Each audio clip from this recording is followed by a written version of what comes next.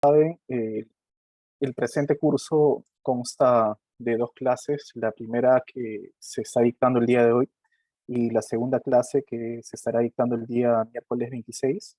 Y trataremos de, en estas dos clases, tratar de transmitirles la mayor cantidad de conceptos posibles, tanto teóricos como prácticos, para que puedan aplicar todo lo que tiene que ver con la seguridad y salud en el trabajo en cada una de sus instituciones o empresas, y asimismo tener los conocimientos básicos para poder absolver consultas sobre esta materia.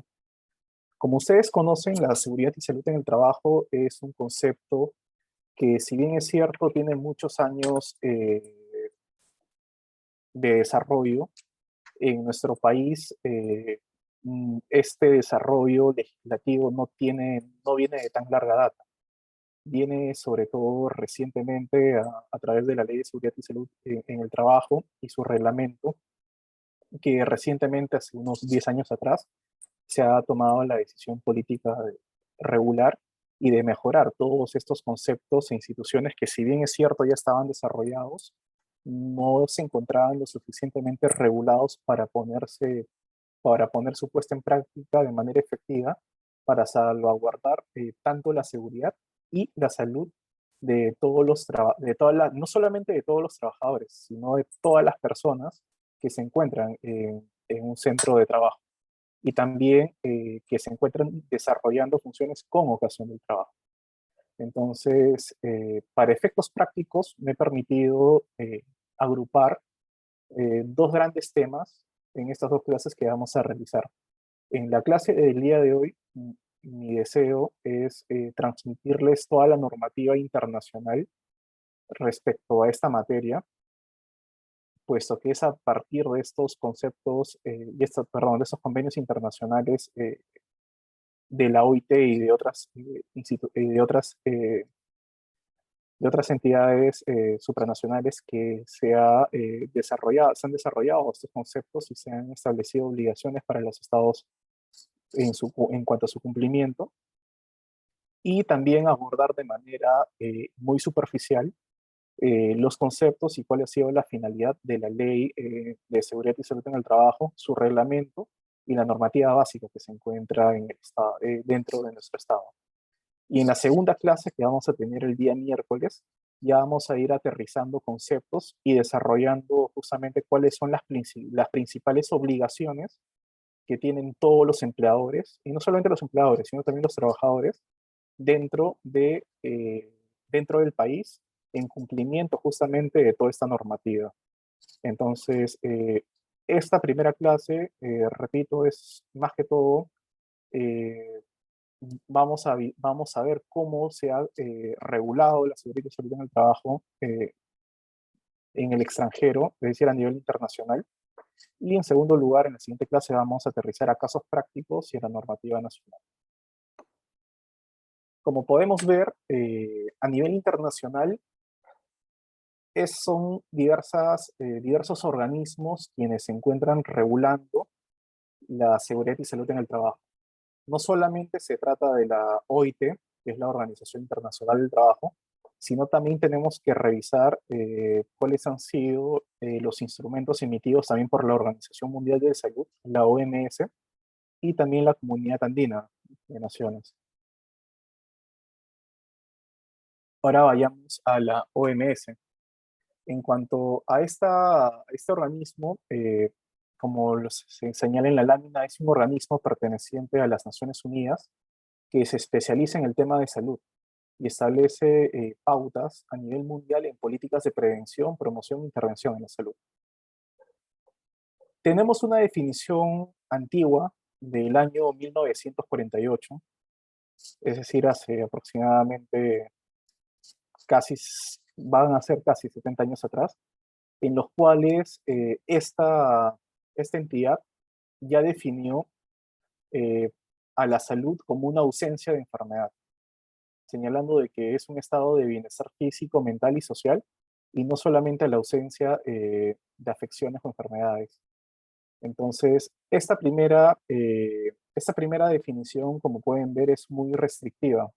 señala que la salud es simplemente una ausencia de enfermedad. Sin embargo, posteriormente se trata de implementar o ampliar justamente los alcances de esta definición. Como parte de la estrategia de la Organización Mundial de Salud sobre salud ocupacional para todos del año 94 al 2000, se establecen ciertos principios de las Naciones Unidas en las que todo ciudadano del mundo tiene derecho a un trabajo saludable y seguro y a un entorno laboral que le permita vivir una vida socialmente gratificante y económicamente productiva, puesto que debemos tener en cuenta de que todo trabajador no deja de ser ciudadano cuando ingresa a su centro de trabajo. Esta persona que es titular de derechos que se encuentran contenidos en la Constitución no deja de ser titular de esos derechos cuando se convierte en trabajador o cuando forma parte de una empresa o una entidad del Estado, sino de que mantiene estos derechos, estas prerrogativas y conserva estas garantías que tiene para exigir justamente ante el Estado que se respete justamente su dignidad y se le respete tanto su salud como también su seguridad. Y es justamente por ello de que la Organización Mundial de Salud también ha previsto que es necesario de que todo ciudadano cuente con, dentro de su centro de trabajo, con un entorno laboral que permita garantizar esta salud y esta seguridad para mantenerse, para que sea una persona y se pueda mantener de manera plena, ¿no? Con un respeto de su dignidad. Aquí también tenemos a la Organización Panamericana de la Salud, que se encuentra afiliada a la OMS, es la regional, y es la encargada de promover la salud en todos los países de América. En el año 1992 se efectuó una declaración sobre la salud de los trabajadores que me parece válido poder transmitírselo. En esa declaración se estableció que los objetivos del progreso económico están justificados solo si el mismo se centra en los seres humanos y su bienestar social. Para asegurar un desarrollo posible y soportable, es esencial que los trabajadores disfruten de buenos niveles de salud. Existen conocimientos sobre las estrategias y las técnicas aptas para eliminar, reducir y controlar los factores de riesgo en el trabajo. La aplicación de dichos conocimientos no solamente resulta útil para los trabajadores, la misma lleva también a una sociedad más justa, estable y productiva. Entonces, como se puede ver en esta declaración, lo que se busca a nivel de esta entidad es que mediante la protección del entorno de un ambiente de trabajo equilibrado y un ambiente de trabajo libre de riesgos y libre justamente de estos elementos peligrosos, todos puedan, y señalando todos, me refiero a todos los que formamos parte de la sociedad, logremos justamente alcanzar un cierto nivel de justicia y estabilidad sin descuidar la producción también de la misma. Y como lo vamos a ver más adelante, hay un principio de equidad que se encuentra estipulado justamente para todo lo que tiene que ver con la seguridad y salud en el trabajo dentro de la OIT, que vamos a ver más adelante, que es justamente buscar un punto medio dentro de una balanza para que los costos de implementación de un sistema de gestión de seguridad y salud en el trabajo no choque tampoco y no perjudique la productividad de las empresas. Entonces, este nivel de equilibrio es lo que se conoce como el principio de equidad que debe también regir. No obstante, en base a una ponderación siempre se debe primar o se debe priorizar la seguridad y salud de los trabajadores porque es justamente mediante la creación y el respeto de un entorno libre de cualquier riesgo o peligro de que estas personas van a poder lograr también el libre desarrollo de su personalidad, la cual se encuentra encarnada dentro de la realización, de su realización profesional dentro de una empresa o dentro de una entidad, puesto que no nos olvidemos de que el trabajo también permite el desarrollo de cada una de las personas. Tenemos también, aparte de la OMS, a la Comunidad Andina, que ahí podemos ver quiénes son los países miembros: Perú, Bolivia, Colombia y Ecuador. Eh, esta comunidad andina es un esfuerzo de integración entre estos países y es dentro de esta comunidad que se permite, se permite la concertación en materia sociolaboral a través del Consejo Asesor de Ministros de Trabajo y los consejos consultivo empresarial y laboral andinos. En lo que respecta a este organismo, en el año 2014 se aprobó la decisión 584, que es el instrumento andino de seguridad y salud en el trabajo. Y al año siguiente, en el año 2015, se aprobó su reglamento mediante la resolución número 957. Pueden profundizar en ambos documentos mediante su búsqueda en Google si es que desean justamente revisar o profundizar un poco más sobre ello, pero les comento de que dentro de esos instrumentos lo que se establecen son pisos mínimos de protección en seguridad y salud en el trabajo y de acuerdo a la revisión que he realizado, los estándares, al menos que tenemos en el Estado peruano, cumple con respetar este piso mínimo que se establece en esta decisión y en su reglamento, como lo vamos a ver en la segunda clase, que es en la cual ya vamos a entrar en específico a cada una de las obligaciones que se encuentran en esa normativa nacional. Y aquí tenemos a otra entidad que es la Organización Internacional de Trabajo. Esta Organización Internacional de Trabajo es un organismo internacional de la Organización de Naciones Unidas que aborda los temas, bueno, todos los temas referidos al trabajo y a las relaciones laborales. No nos olvidemos que la OIT se encuentra conformada eh, a través de representantes tanto de los estados que forman parte de la misma, de los representantes de los empleadores y de los representantes de los trabajadores. Es decir, hay una participación tripartita en lo que existe, en lo que concierne a esta institución.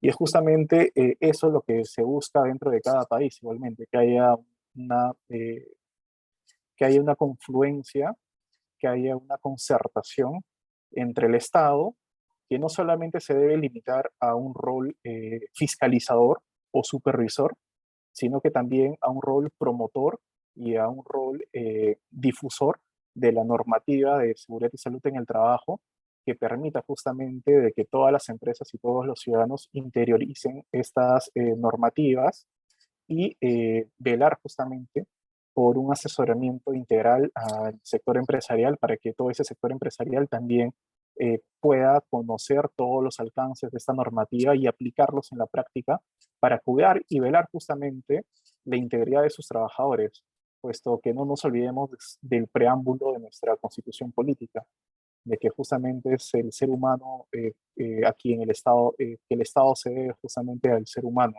y este ser humano, no nos olvidemos, no deja de ser, no deja de perder esa característica al ingresar a un centro de trabajo o al formar parte de una relación laboral. Sigue siendo un ser humano y como tal es objeto de tutela de nuestro ordenamiento jurídico y también internacional que a través de estas entidades ha regulado todo este conglomerado de normativas para exigir a todos los estados partes que velen justamente por el cumplimiento y ejerzan un rol garante en la defensa de la salud y de la vida de sus trabajadores. Si podemos revisar la constitución de la OIT en el año 1919, y en este punto quiero hacerles una pequeña reseña. No nos olvidemos que antes de las Naciones Unidas existía justamente la Sociedad de Naciones, la cual luego de la Segunda Guerra Mundial se formó justamente en la ONU. Entonces, tengan en cuenta la fecha en la que se constituye la OIT. La OIT se constituye en 1919, luego de la Primera Guerra Mundial, y es justamente esta entidad que sobrevive a la Sociedad de Naciones y después se forma la ONU. Es decir, si es que hacen una línea temporal, pueden apreciar que la OIT incluso precede a la propia creación de la ONU. Y es por eso de que pueden encontrar convenios de la OIT de 1919, de los 1920, y por otro lado van a encontrar convenios de la ONU recién a partir de la década de los 40. Entonces, ¿qué quiero decir con eso? De que al ser la OIT un organismo más longevo que la propia Organización de Naciones Unidas, esta entidad ha sido, al menos en el ámbito internacional, en lo que concierne a la protección de los derechos laborales, ha sido la primera entidad en velar justamente porque todos los estados que formen parte de la misma se obliguen al respeto de esta normativa. Retomando lo que venía señalando, ¿qué es lo que dice este pequeño extracto de la Constitución de la OIT allí en el año 1919, es decir, hace más de 100 años? Que la OIT reconoce que existen condiciones de trabajo que entrañan tal grado de injusticia, miseria y privaciones que constituyen una amenaza para la paz y armonía, por lo que considera que es urgente mejorar dichas condiciones, entre ellas la protección del trabajador contra las enfermedades, sean o no profesionales, y contra los accidentes del trabajo. Si se dan cuenta, la OIT en este pequeño extracto de su constitución no solamente vela por garantizar la seguridad y salud de sus trabajos, de los trabajadores, sino también va un poco más allá.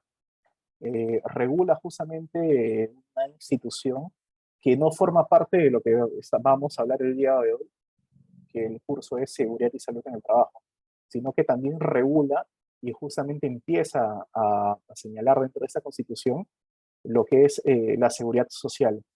Y la seguridad social, me parece importante comentarles esto porque no deben confundir seguridad y salud en el trabajo con seguridad social.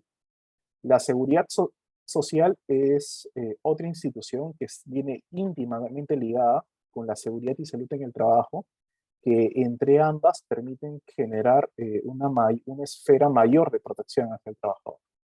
Lo que busca la seguridad y salud en el trabajo a nivel, a través de esta regulación internacional, es obligar a los estados miembros que justamente empiecen a regular normativamente y empiecen a tener un rol activo dentro de la supervisión, promoción, difusión de las normativas que cuiden y velen por el respeto del trabajador contra las enfermedades y para tener un ambiente o un entorno laboral seguro.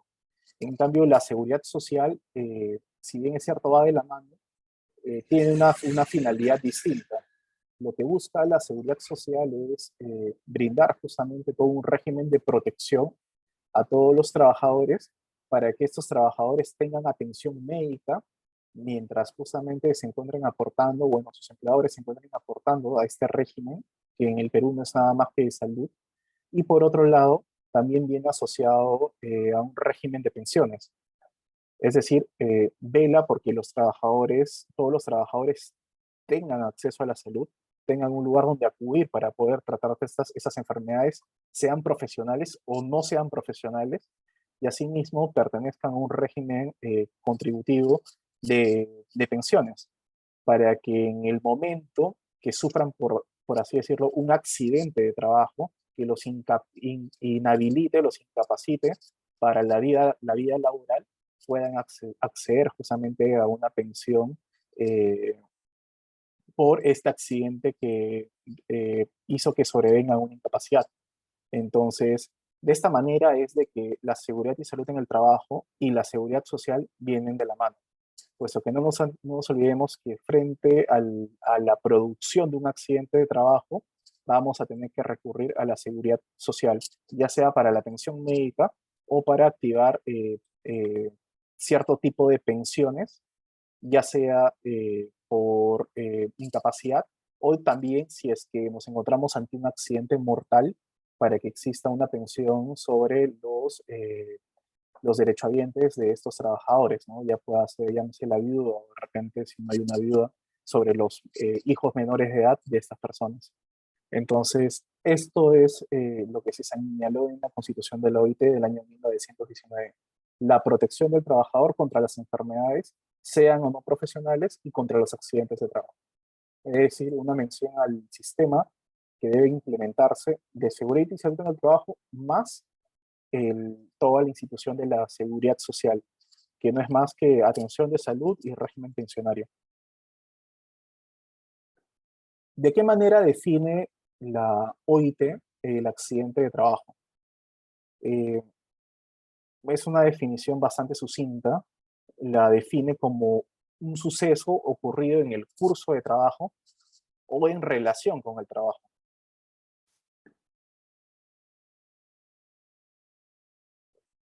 Y eso básicamente se divide en dos puntos. Lesiones profesionales mortales y lesiones profesionales no mortales. La diferencia en ambas radica justamente en la pérdida de la vida del trabajador. En una tenemos un accidente que ha ocasionado la muerte del trabajador y en el segundo supuesto tenemos una situación que no produjo la muerte del trabajador.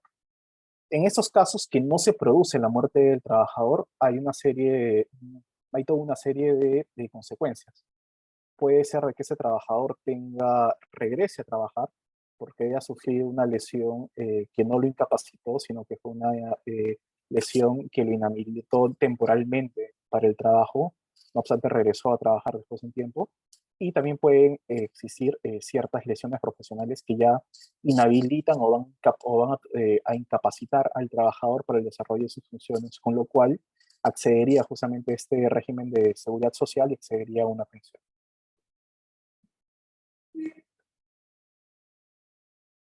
Aquí nos encontramos ante la recomendación, perdón, sobre esta recomendación de accidentes de trabajo y enfermedades profesionales de 1964, en el numeral 121. Básicamente señala que todo miembro debería, con arreglo a condiciones prescritas, considerar accidentes del trabajo lo siguiente. Y ahí tenemos una pequeña lista de situaciones en las cuales eh, dichos hechos podrían ser calificados como accidentes de trabajo. Y seguramente se preguntarán por qué es importante calificar o no calificar a cierto hecho como accidente de trabajo. Y la diferencia radica en que si es que nos encontramos ante un accidente de trabajo, este accidente de trabajo va a habilitar al trabajador y lo va a hacer que este trabajador acceda y a activar todas las protecciones establecidas en la normativa.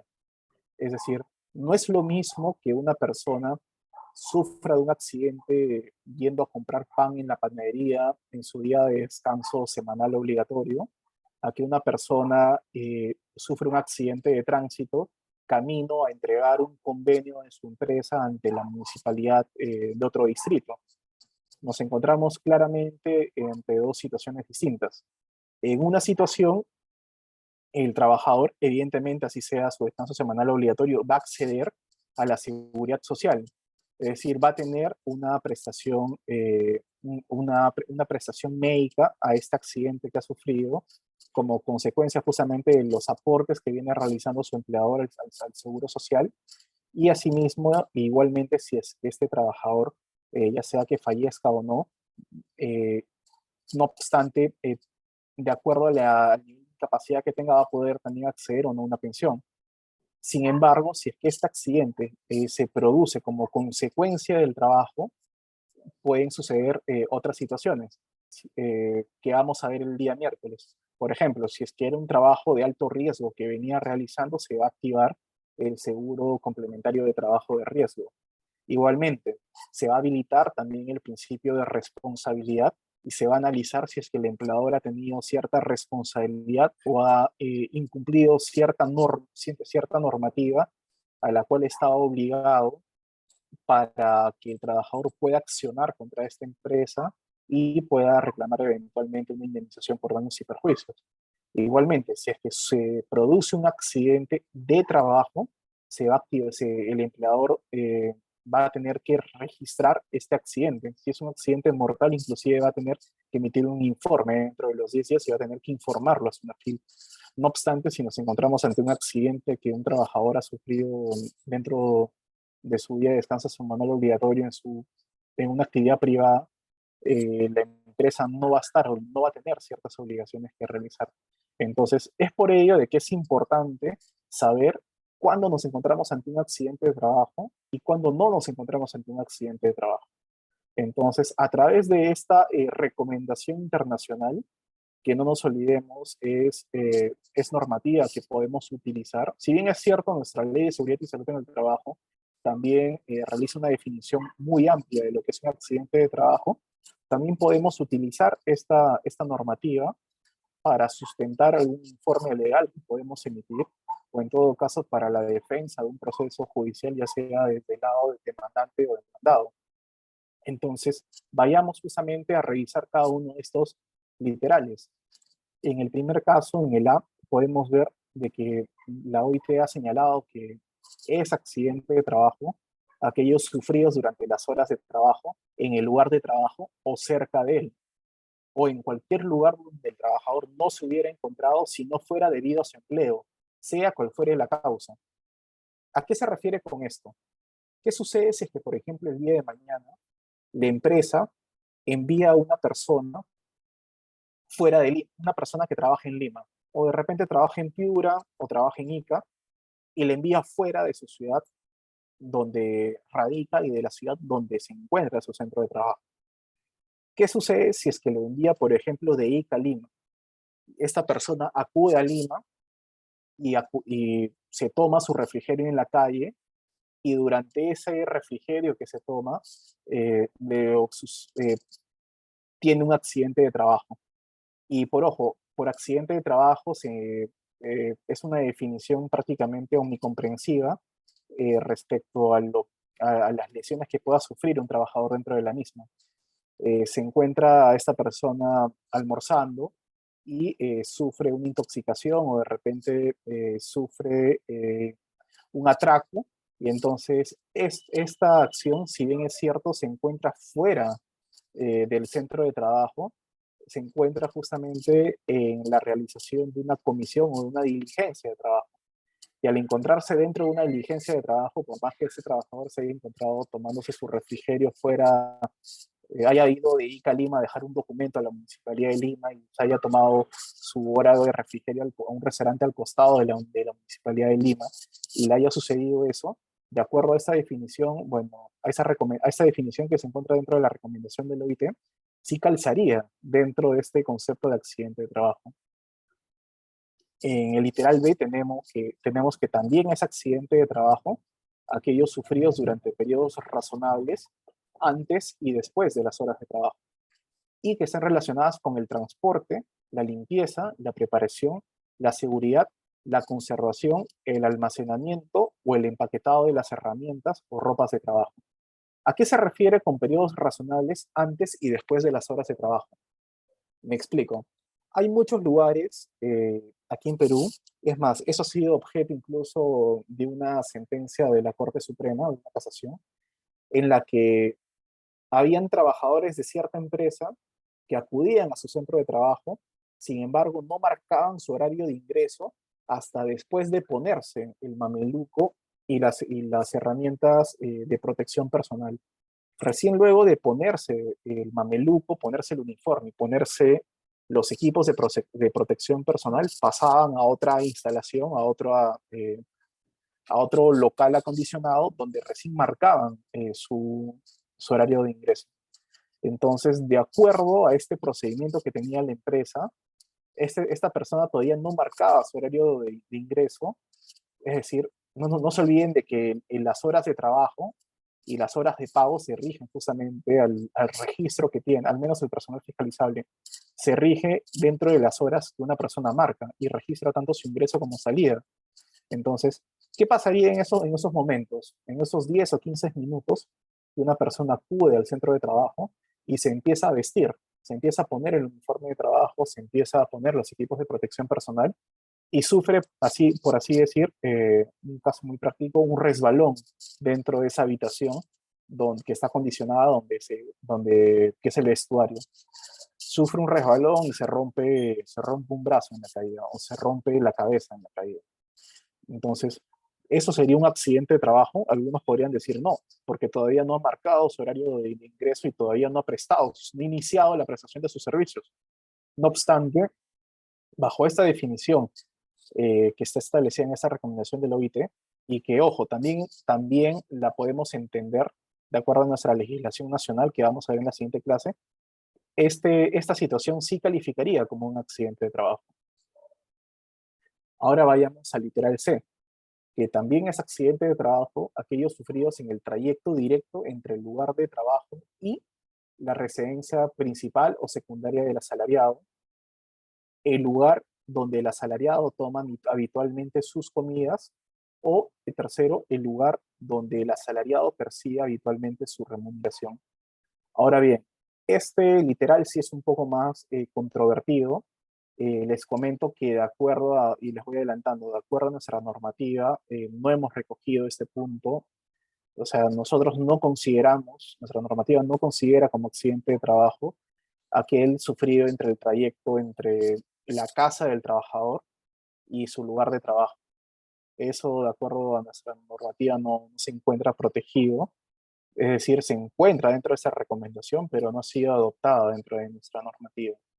Igual, ustedes, si es que tienen un caso, podrían alegarlo, podría crear jurisprudencia, por así decirlo, si es que señalan de que esta interpretación de accidente de trabajo que está en nuestra norma no sigue las pautas o las directrices que establece la OIT en esa recomendación. Entonces, podría ahí alegarlo, ¿no? Entonces, eso ahí se los comento. O sea, nuestra normativa no siempre se ciñe a lo que establecen estas recomendaciones, y no nos olvidemos, esto se trata de una recomendación, no es un convenio, pero sí es importante, lo considero importante compartirlo con ustedes porque establece ciertas definiciones de lo que se puede considerar un accidente de trabajo. Ahora vayamos a lo siguiente. No nos olvidemos el nombre del curso: seguridad y salud en el trabajo. Entonces, lo que se busca es cuidar no solamente la seguridad y un entorno seguro para que las personas no sufran accidentes, sino también, a su vez, velar por la salud de los trabajadores. Porque no nos olvidemos que un trabajador dentro de su centro de trabajo o con ocasión de la prestación de sus servicios para una empresa, no siempre, o bueno, no necesariamente va a ser o puede ser víctima de un accidente, puede sufrir también una enfermedad. Y justamente ahí vamos a ver lo que se considera una enfermedad profesional.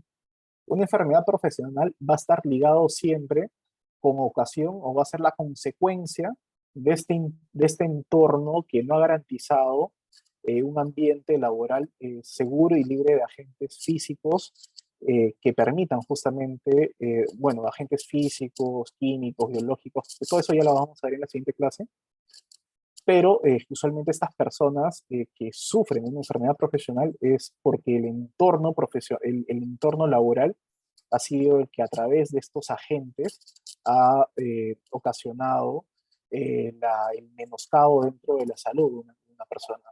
Un claro ejemplo que tenemos es el caso de los mineros. Los mineros, las personas dentro de la actividad minera que se encuentran laborando dentro del socavón, suelen sufrir ciertos tipos de enfermedades profesionales. Por un lado tenemos la hipoacusia, por así decir, o también tenemos otras enfermedades eh, a los pulmones, o incluso también enfermedades a las pieles cuando se encuentran en contacto con el mineral. Entonces, por eso es importante, así como se reguló o se intentó definir a qué situaciones eh, pueden ser calificadas como un accidente de trabajo, también establecer definiciones y situaciones en las cuales ciertas enfermedades son catalogadas como profesionales.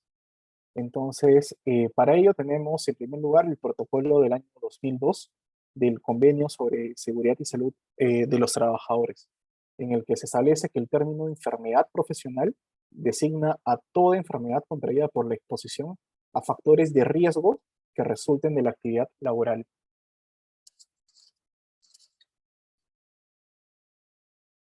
En este punto les adelanto ciertos conceptos.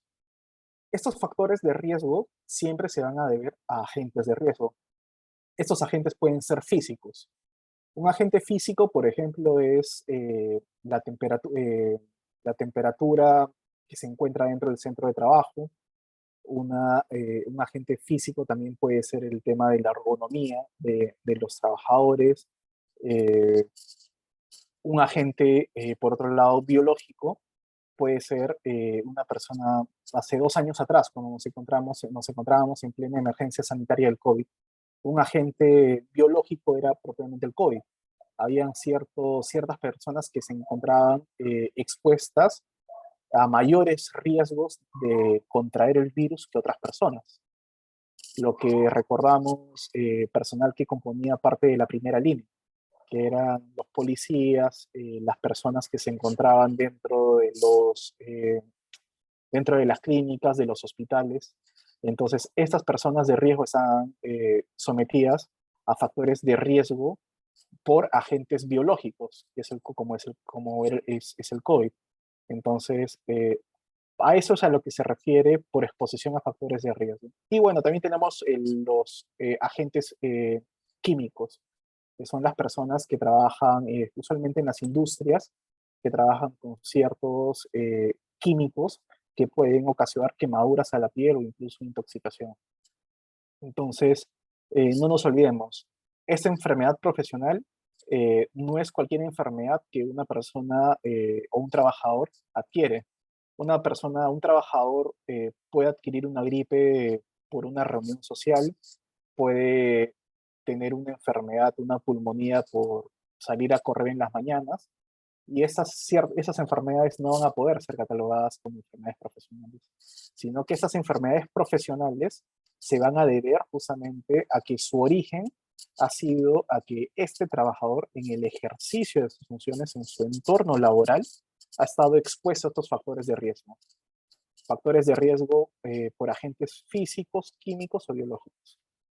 Lo vamos a profundizar un poco más en la siguiente clase, el día miércoles. Aquí tenemos otra recomendación sobre las prestaciones en caso de accidentes del trabajo y las enfermedades profesionales de 1964, que establece igualmente en el numeral 121 lo siguiente, que todo miembro debería en condiciones prescritas considerar como enfermedades profesionales las que se sabe provienen de la exposición a sustancias o condiciones peligrosas inherentes a ciertos procesos, oficios u ocupaciones. Entonces, no nos olvidemos justamente la definición anterior. No todos los puestos de trabajo se encuentran sometidos a la misma cantidad de factores de riesgo. Estos factores de riesgo va a variar de oficio o de profesión en profesión. Hay algunas personas que van a estar sujetas o sometidas a tener un mayor contacto con agentes químicos. En otras profesiones va a ser con agentes biológicos y en otras profesiones con agentes físicos. En agentes físicos, ergonomía, por ejemplo, puede ser el caso de los estibadores, personas que usualmente en su día a día suelen cargar pesos voluminosos que pueden ocasionarles ciertas degeneraciones en la espalda, ¿no? Como la escoliosis.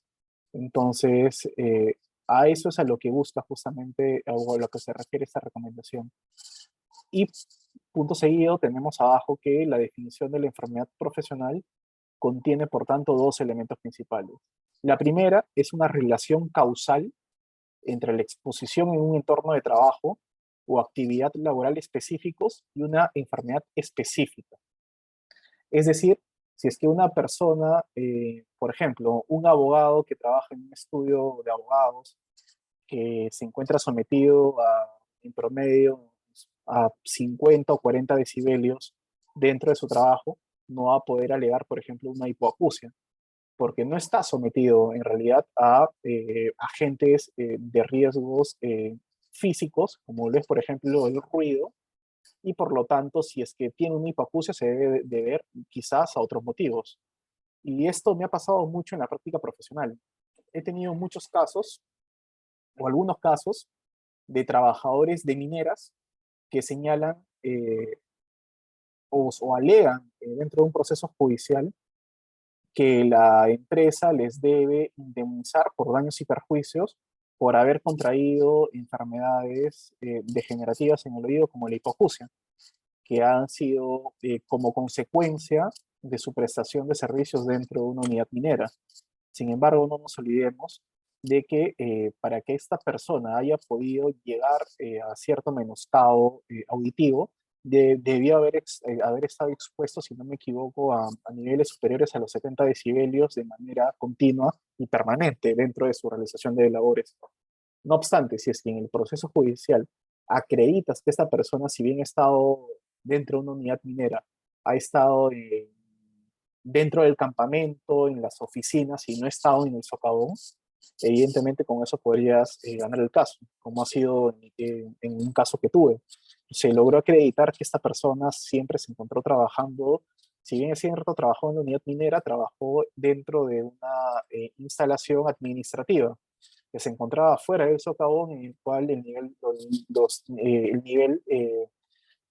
por así decir, de impacto acústico en cuanto a decibelios no superaba el máximo permitido para el inicio o para considerar de que esta enfermedad se haya ocasionado con ello. Y por otra parte, presentamos al proceso el legajo personal del trabajador. Y en el legajo personal del trabajador logramos acreditar que esta persona anteriormente había trabajado en el ferrocarril. Como ustedes saben, el ferrocarril están expuestos perdón, al ruido del ferrocarril dentro dentro de estas rutas ferroviarias. Al ser maquinista, estás prácticamente al costado de la locomotora todo el día, y aparte de eso también había trabajado en otras minas, dentro ya en labores un poco más de supervisión dentro de campo, en el cual sí estaba sujeto a,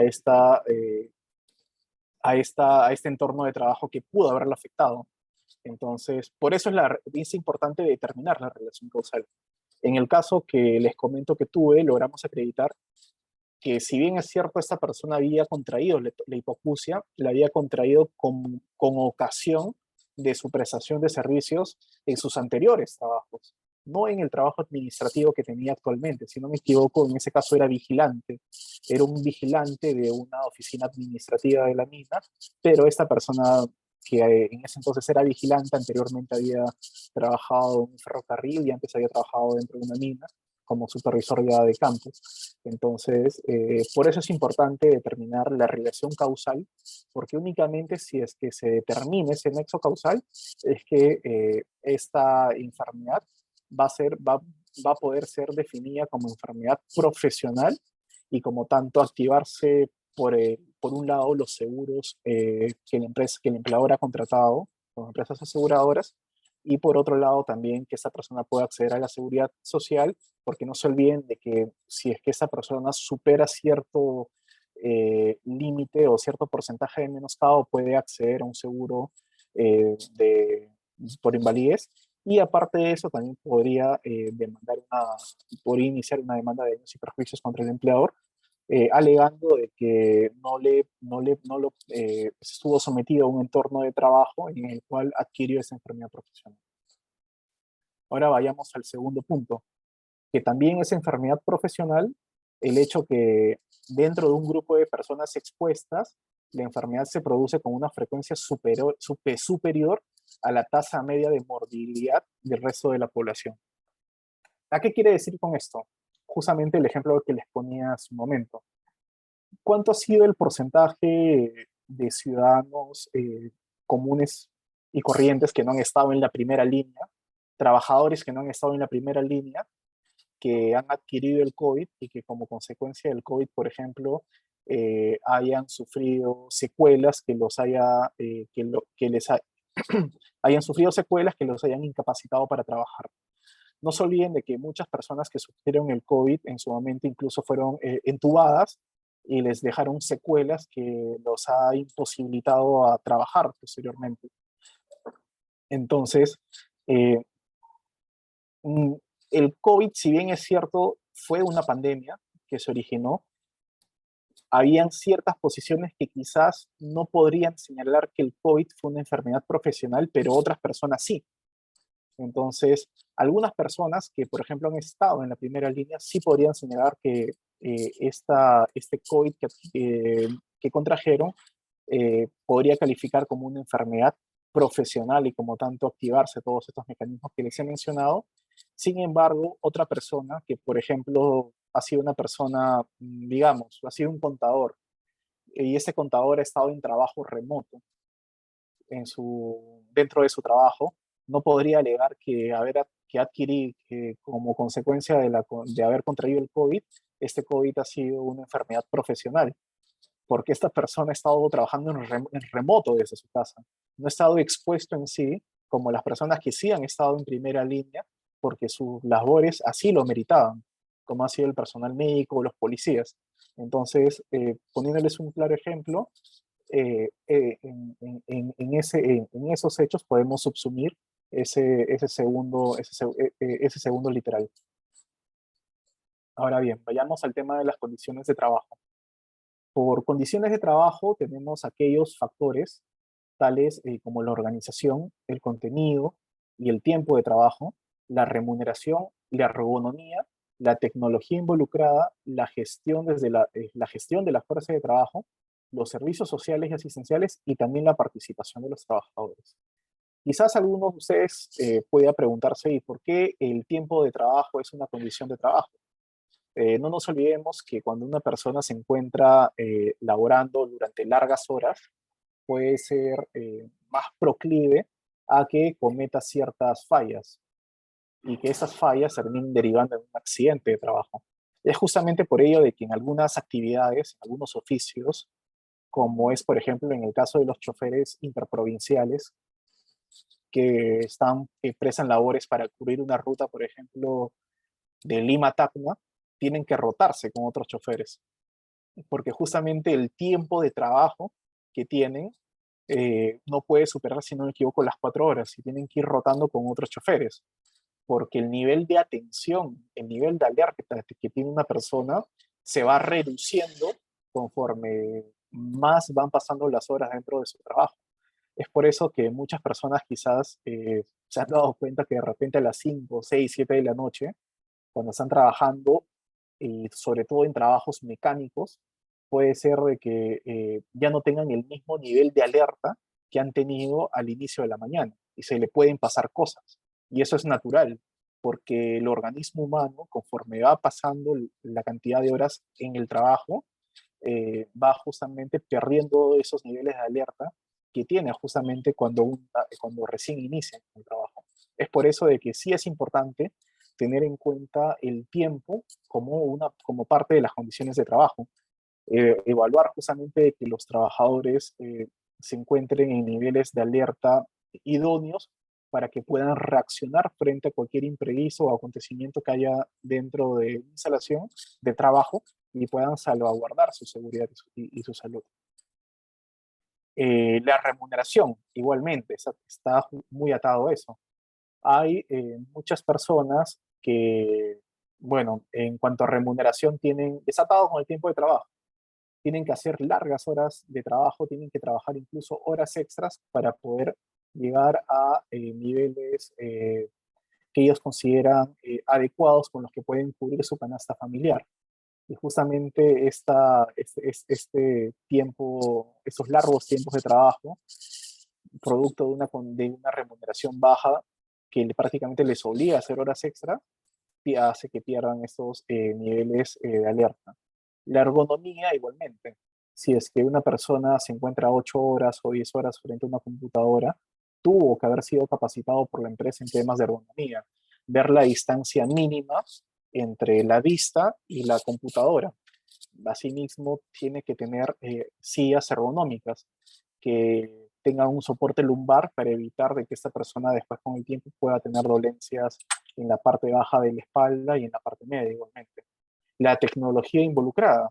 Hay muchos trabajos en los cuales la empresa no desea invertir en el uso de nuevas tecnologías y prefiere más máquinas análogas que máquinas digitales. Y a través de estas máquinas análogas se necesita justamente una presencia mayor de la mano de obra de los trabajadores.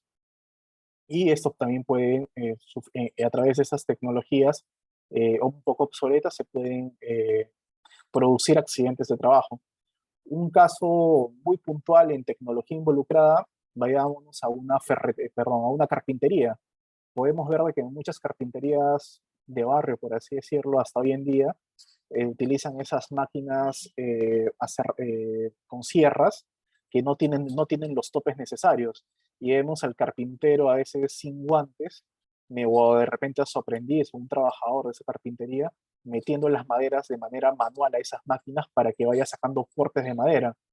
Cuando algunos de nosotros hemos ido quizás a Sodima, a Promar, y vemos de que en esas empresas grandes podemos ver que la tecnología que usan para el corte de madera es computarizado. Metes la madera en la máquina y la máquina tiene una computadora al costado, pone la cantidad de centímetros a veces que quieres, pasa y las va cortando. O no necesariamente madera, sino también los fierros. Vemos justamente a través de esa tecnología que se va perdiendo justamente un poco más la participación manual del trabajador, que muchas veces facilita la producción de accidentes de trabajo, si es que esto va ligado inclusive a la falta de capacitación sobre el uso de esa maquinaria. Ahora vayamos al medio ambiente de trabajo. Eh, en cuanto a medio ambiente de trabajo, no es más que el lugar donde se va a llevar a cabo la actividad y permite clasificar los riesgos según su naturaleza. Y la articulación de las condiciones de trabajo y el medio ambiente de trabajo configuran la carga global que los trabajadores deben soportar individual y colectivamente. En cuanto a medio ambiente de trabajo, es justamente el entorno laboral. No es lo mismo trabajadores que van a trabajar dentro de una planta o dentro de una instalación de extracción de petróleo, quizás en Sullana o en Talara, que una persona que está trabajando en una unidad minera en Cerro de Pasco. Los uniformes que se le van a dar, los EPPs que se le van a dar, son totalmente distintos. Si es que mandamos el día de hoy una persona que está en Cerro de Pasco con la misma indumentaria a Talara, esta persona se va a sofocar. E igualmente, si es que mandamos a una persona de esta instalación petrolera de Talara a una unidad minera que se encuentra a más de 4.000 metros de altura, esta persona va a pasar frío y puede tener problemas pulmonares. Entonces, es justamente por eso de que no se olviden los factores de riesgo. ¿Cuáles son los factores de riesgo que tiene una persona en la costa, en una planta petrolera, por así decirlo, en Sullana o en Talara? ¿Cuáles son los agentes físicos a los que está sometido? Ruido, sí, puede haber ruido por las máquinas de extracción. Sol, sí, porque justamente el sol allá en Talara a veces casi siempre supera los 30 grados. Eh, Ergonomía depende, si es que eh, si es que tiene que cargar materiales pesados. Agentes biológicos, en ambos, bueno, creo de que no se presentan agentes biológicos en esos casos, pero agentes químicos quizás sí, se presentan en ambas. ¿Van a ser los mismos agentes químicos? No, van a ser diversos agentes químicos los que se presenten en una instalación y en otra instalación. Es por eso de que justamente dentro de lo que se establece en esta lámina es que se debe clasificar los riesgos según su naturaleza. Y no se olviden, los riesgos van a ser físicos, químicos o biológicos. Dentro de los agentes físicos vamos a ver el tema de la temperatura, el tema del ruido, el tema ergonómico, y dentro de los agentes químicos, todas las sustancias químicas a las que se encuentran expuestas las personas, y por agentes biológicos, aquellas sustancias de origen natural, por así decirlo, que pueden perjudicar la salud del trabajador. Y por agentes biológicos no necesariamente van a ser enfermedades o virus. Un agente biológico también, por ejemplo, puede ser en el caso de estas personas que recogen la basura. Ahí se encuentran expuestos a riesgos físicos, para riesgos físicos sí. Dentro de los agentes físicos, por ejemplo, están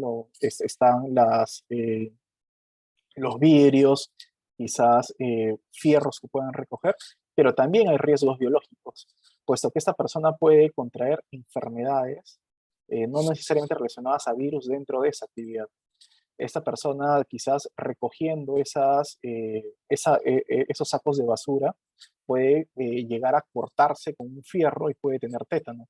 Entonces, ahí dentro de esa actividad hay que ver, entregarle los CPPs necesarios para que con esos guantes puedan hacer un recojo adecuado de los desechos sólidos de cada lugar en los que van a recoger.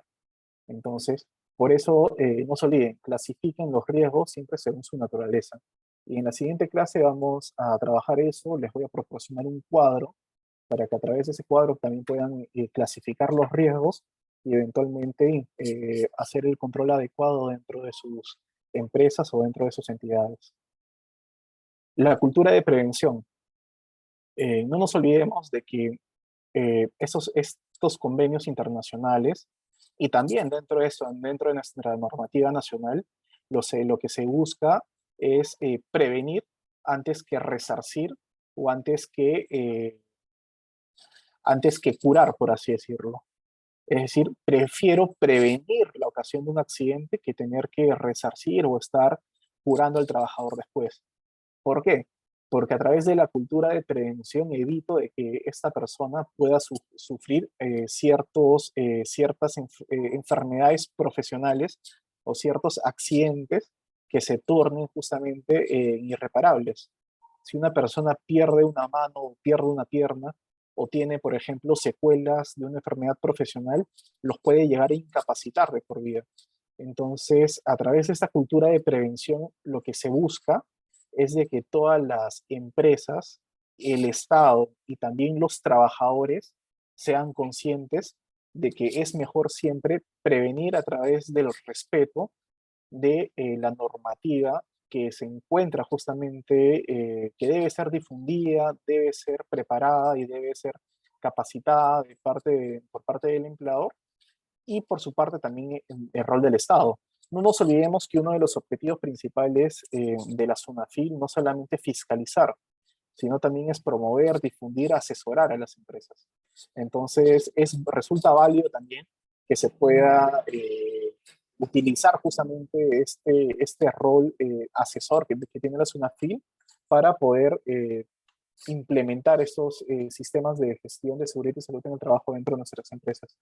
No nos olvidemos que dentro de la página de SUNAFIL constantemente se realizan capacitaciones sobre la seguridad y salud en el trabajo, sobre el tema de la cultura de prevención, sobre cuáles son las principales obligaciones del empleador, de los trabajadores, las principales obligaciones del Comité de Seguridad y Salud en el Trabajo, y todo ello es básicamente para que todos estos actores claves puedan concientizarse y puedan a través de esta concientización puedan jugar su rol de prevención dentro de la empresa. Y no solamente prevenir estos accidentes porque voy por el lado del empleador, porque voy a tener que, para no pagarle una indemnización al trabajador o para que no me multen, sino por un tema de responsabilidad empresarial social, ¿no? Tú como empresa eres un agente de producción dentro de la sociedad. Es decir, estás sirviendo a la sociedad a través justamente de la oferta de tus bienes o de tus servicios y dentro de tu rol activo dentro de la sociedad también debes velar por prevenir que aquellas personas a través de las cuales tú ejecutas estas funciones de tu empresa no salgan lastimadas por una falta de prevención oportuna que en su momento tuviste que haber realizado para que todas esas actividades se desarrollen sin ningún tipo de inconveniente. Asimismo, no nos olvidemos que esta normativa no solamente protege a los trabajadores, protege también a los locadores, protege a los terceros, de empresas de intermediación, de tercerización que están en tus instalaciones. Protege incluso también a los clientes que puedas tener, a tus proveedores.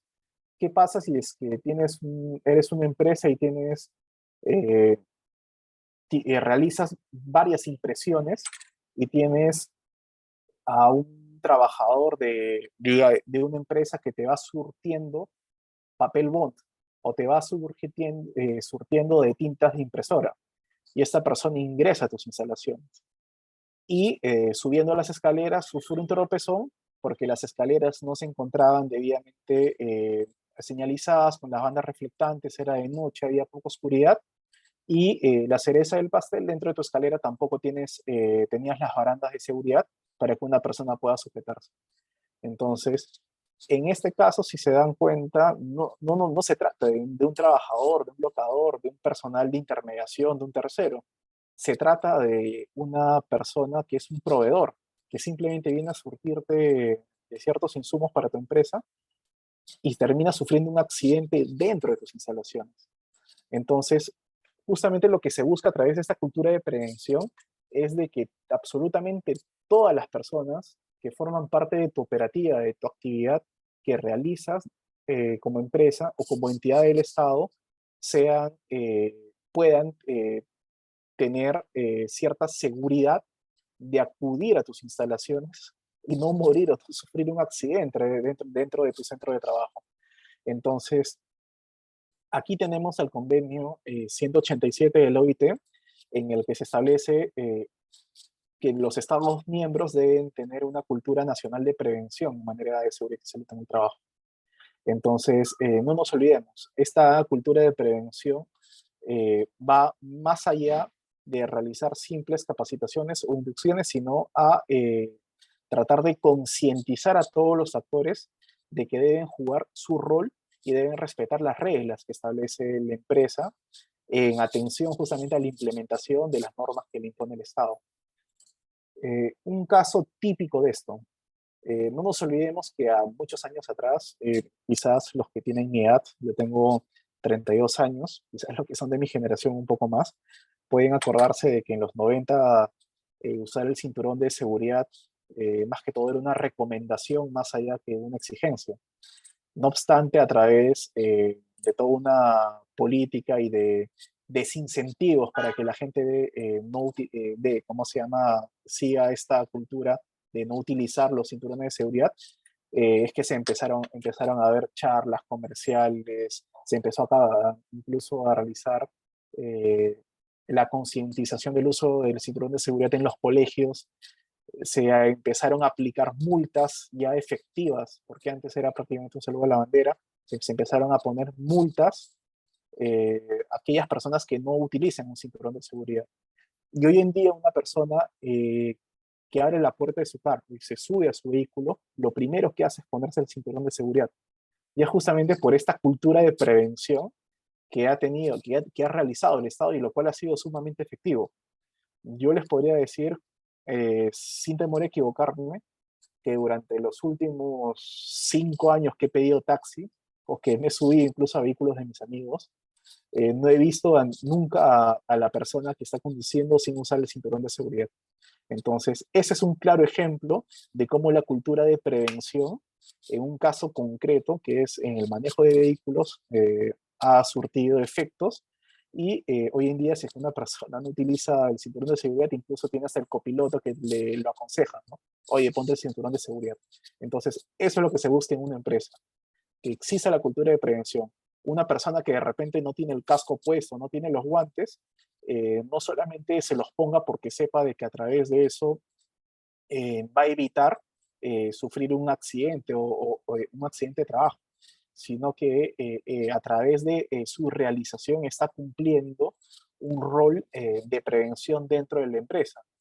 Y saber también de que hoy en día, si es que hay un accidente de trabajo y se produce en condiciones inseguras, la SUNAFIL incluso puede llegar a cerrarte toda esa unidad, esa instalación. Entonces, es que estas personas sepan que si es que ocurre un accidente dentro de su centro de trabajo, pueden lograr incluso hasta cerrar el local. Y si es que esta situación se repite, incluso pueden meter presos a los dueños, o en caso de que deliberadamente no se hayan brindado las condiciones de seguridad y salud en el trabajo. Pero a lo que voy es de que todos los trabajadores deben saber que si es que no cumplen un rol de prevención activo, pueden perjudicar a su empleador y como consecuencia de ello también perder su fuente de ingreso. Porque si es que esta empresa es constantemente multada por estas infracciones de seguridad y salud en el trabajo que son infracciones muy fuertes, eh, pueden, pueden, pueden lograr incluso a cerrar esta empresa, cerrar la fábrica. Entonces, a todo ello es a lo que se apunta con este convenio 187 y que ha sido bien regulado dentro normativa nacional igualmente. Eh, ¿Cuáles son los pilares de esta cultura de prevención? Básicamente tres. Información. Es importante de que el empleador, el comité de seguridad y salud en el trabajo, los trabajadores, los terceros también que acuden a tu centro de trabajo, puedan identificar y evaluar los riesgos a los que están expuestos.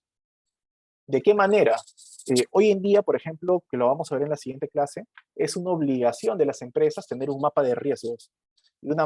Este mapa de riesgos debe encontrarse de manera visible. Debe también ubicar o pegar señaléticas de lugares en los que los trabajadores corren ciertos riesgos.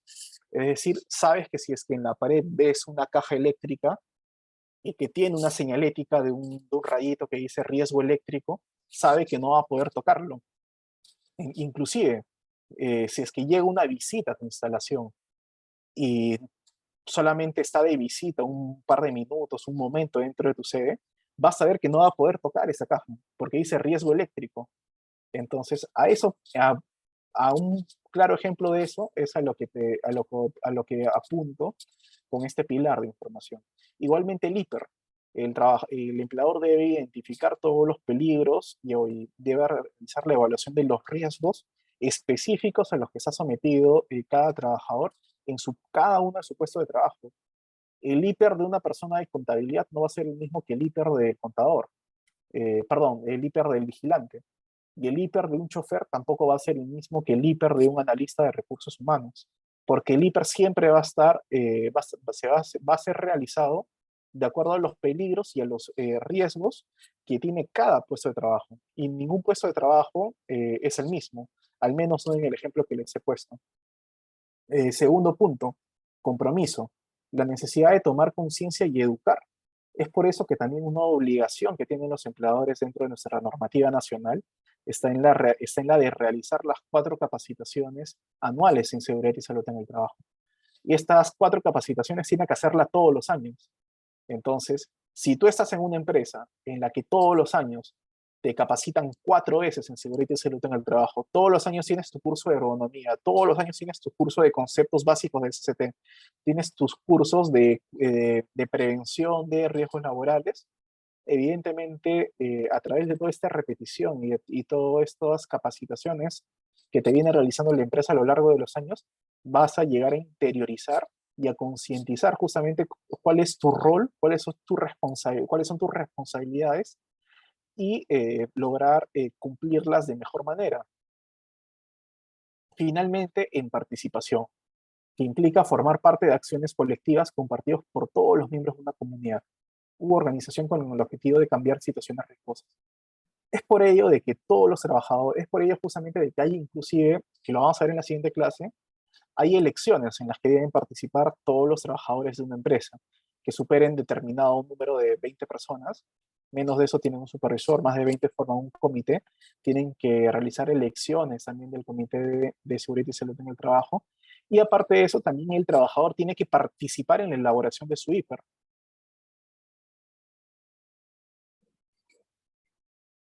Me explico.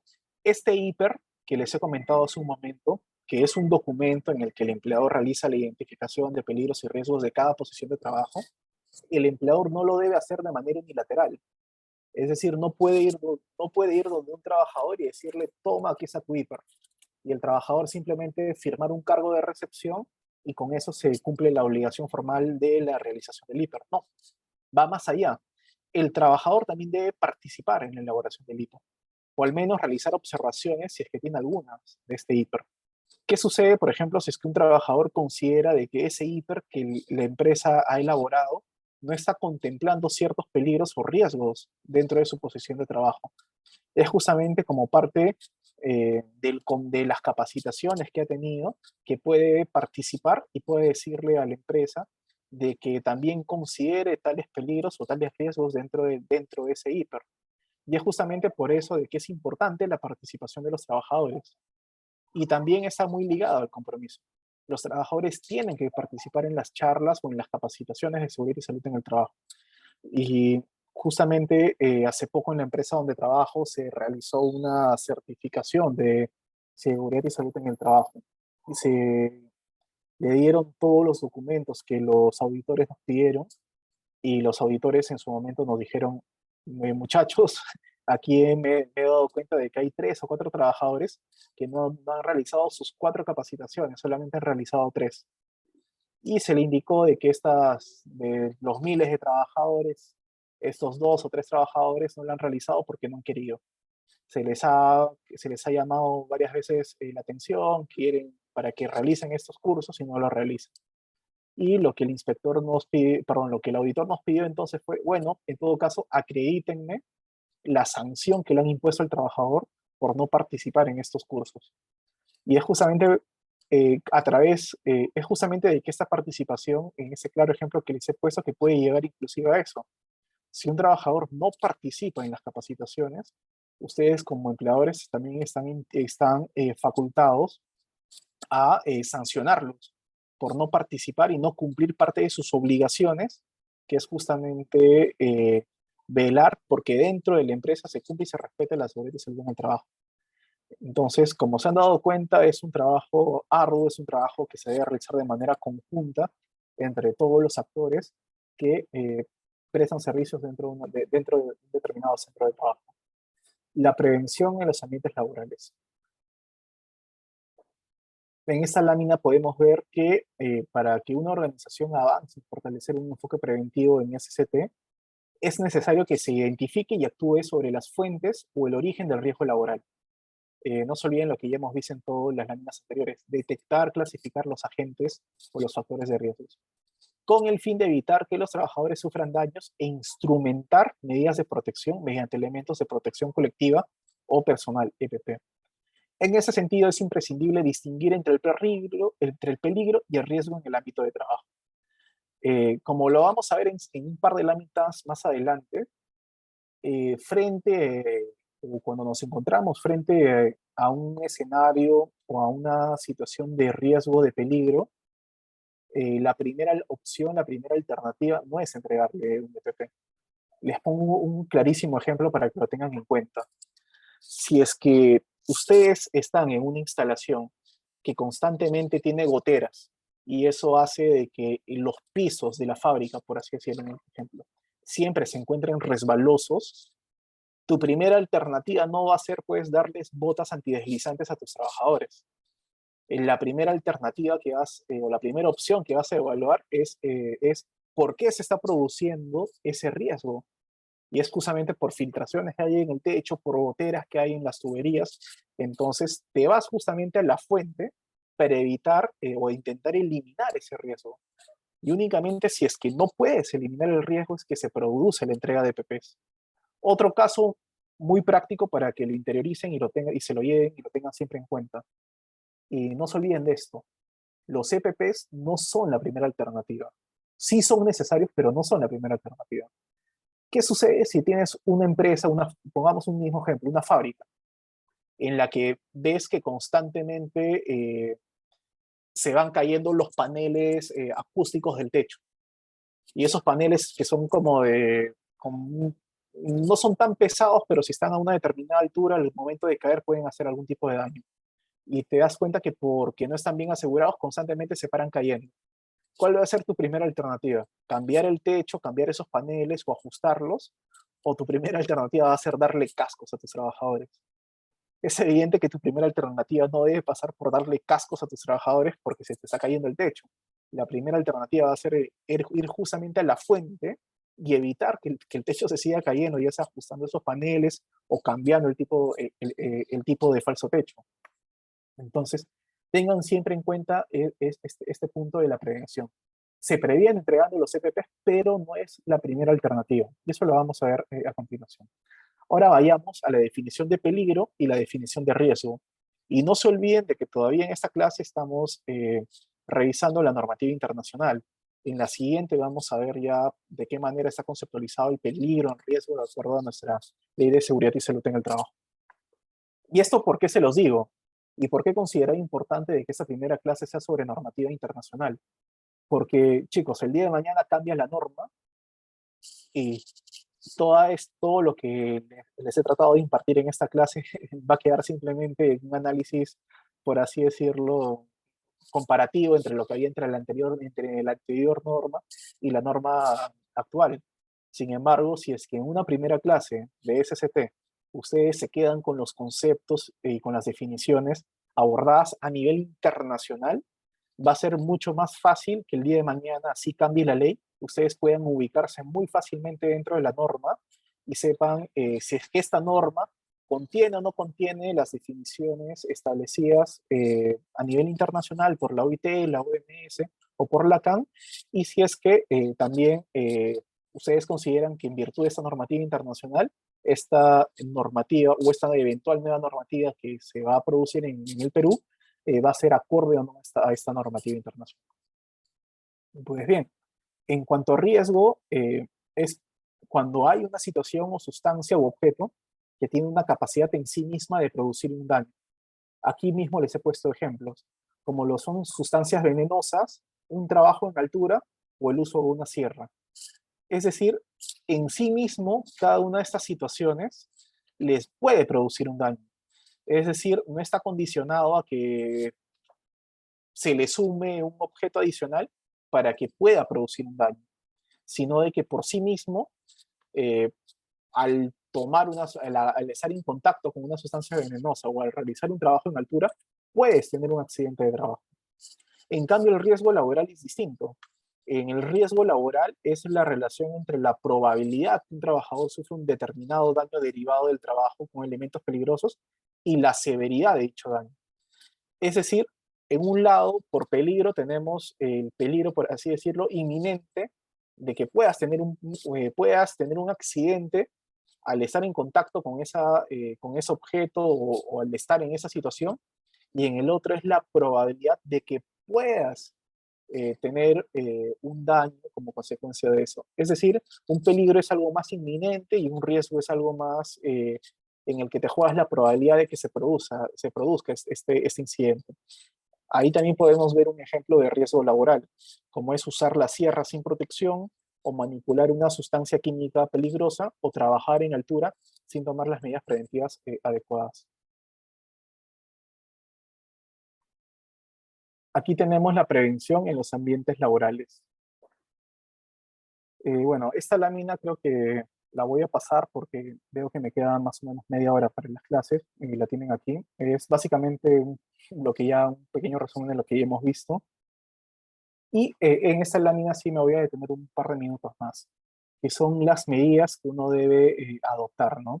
Cuando nos encontramos ante un riesgo, ante un peligro. Entonces, recuerdan los que les comenté hace un par de láminas atrás, de que la primera opción nunca va a ser entregarle a un evento riesgoso o peligroso, tu primera opción nunca va a ser darle un EPP al trabajador, sino lo primero que debes hacer, y ojo, eso se encuentra a nivel internacional, es eliminar el riesgo. La primera opción del empleador siempre va a ser eliminar el riesgo, es decir, hacer lo posible por suprimirlo, mejorando las condiciones del trabajo. Ya no les voy a dar ejemplos, ya les he mencionado dos ejemplos hace unos minutos atrás.